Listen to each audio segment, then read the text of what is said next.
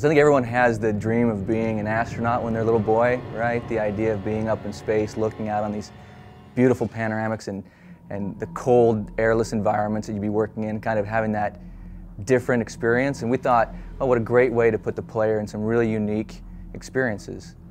Zero gravity in Dead Space is completely unique because it's realistic. And we studied NASA and JPL websites. We found out how much a hand weighs, how much a head weighs in Zero G because we wanted that realistic weight.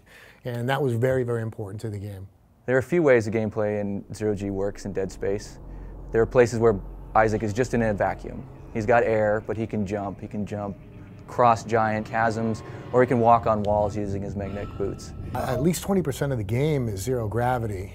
And in some places, you're in combat. In other places, you're, maybe walking around an area. But then, you have to jump from one area to another. Isaac's going to be faced with a number of challenges in Zero G.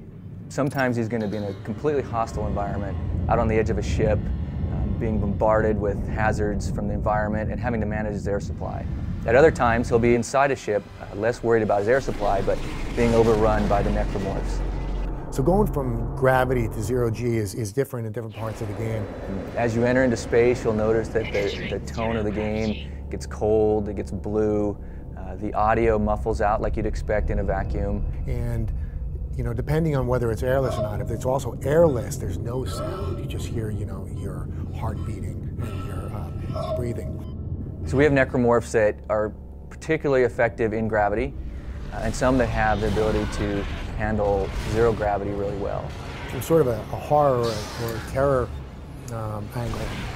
Zero G is also a little different than regular gravity. The idea that an enemy can come from you at any angle, that the floor may become the ceiling, and the ceiling the floor at any point as you jump across these rooms. So I'm on the floor, and I jump to the ceiling. The whole room will reorient. So now you're on the ceiling, and you're like, okay, where was I? And you kind of got to look around for landmarks on where you are and kind of get your bearings pretty quickly, because if you're in the middle of a battle, you got to figure out where you are.